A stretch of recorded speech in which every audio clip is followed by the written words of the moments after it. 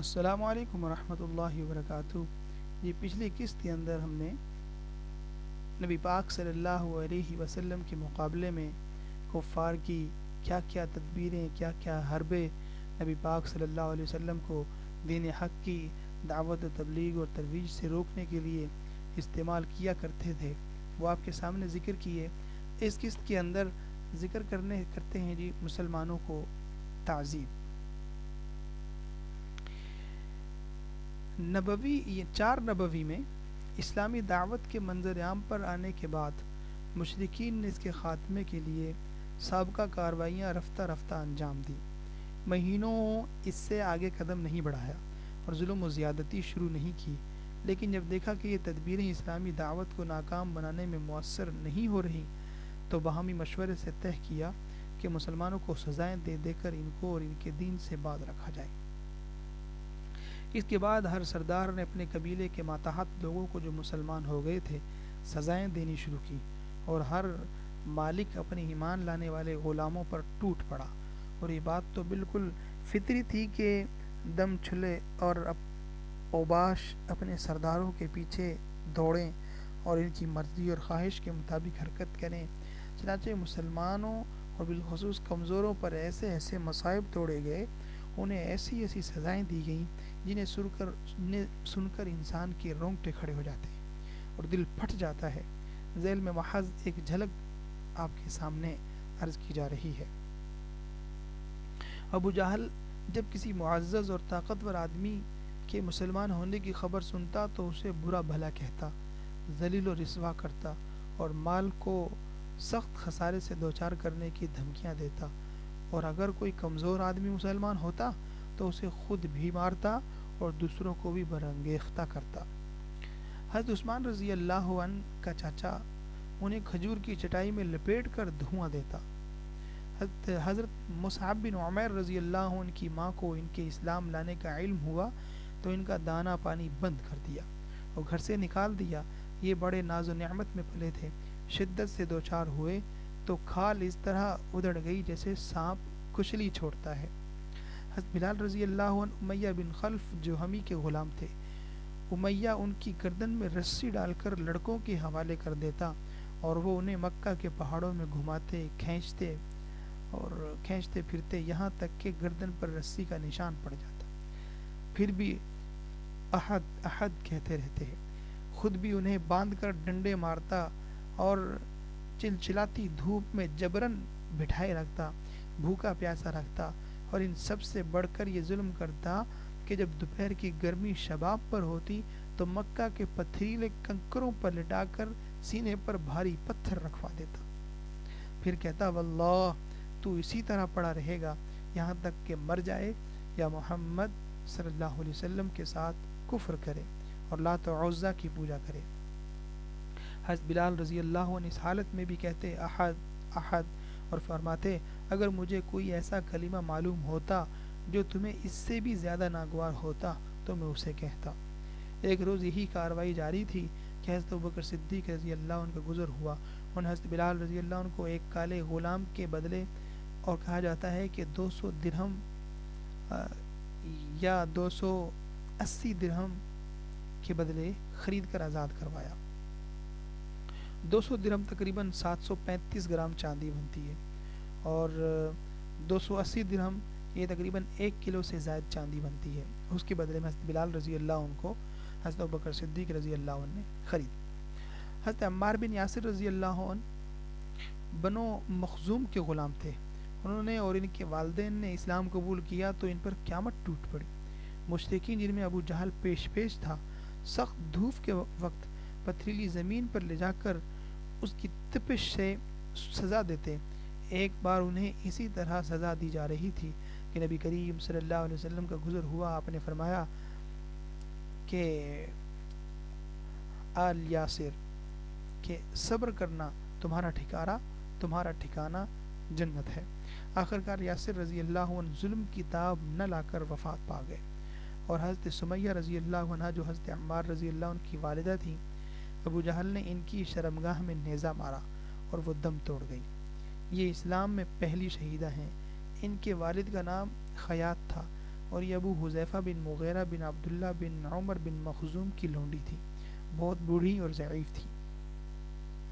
حضرت عمار رضی اللہ عنہ پر سختی کا سلسلہ جاری رہا، انہیں کبھی دھوپ میں تپایا جاتا تو کبھی ان کے سینے پر سرخ پتھر رکھ دیا جاتا اور کبھی پانی میں ڈبویا جاتا، یہاں تک کہ وہ ہوش و حواس کھو بیٹھتے۔ ان سے مشرکین کہتے تھے کہ جب تک تم محمد صلی اللہ علیہ وآلہ وسلم کو گالی نہ دو گے یا لات و عزیٰ کے بارے میں کلمہ خیر نہ کہو گے ہم تمہیں نہیں چھوڑیں گے۔ مجبوراً انہوں نے مشرکین کی بات مان لی، پھر نبی کریم صلی اللہ علیہ وسلم کے پاس روتے اور معذرت کرتے ہوئے تشریف لائے۔ اس پر یہ آیت نازل ہوئی۔ ترجمہ: جس نے اللہ پر ایمان لانے کے بعد کفر کیا اس پر اللہ کا غضب اور عذاب عظیم ہے، لیکن جسے مجبور کیا جائے اس کا دل ایمان پر مطمئن ہو تو اس پر کوئی حرج نہیں۔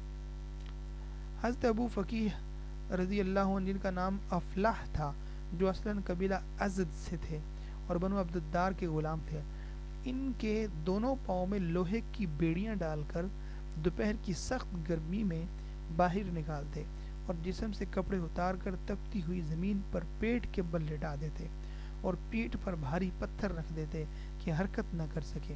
وہ اسی طرح پڑے پڑے ہوش و حواس کھو بیٹھتے۔ انہیں اسی طرح کی سزائیں دی جاتی رہی، یہاں تک کہ دوسری ہجرت حبشہ میں وہ بھی ہجرت کر گئے۔ ایک بار مشرکین نے ان کا پاؤں رسی میں باندھ دیا اور گھسیٹ کر تپتی ہوئی زمین پر ڈال دیا، پھر اس طرح گلا دبایا کہ سمجھے کہ یہ مر گئے ہیں۔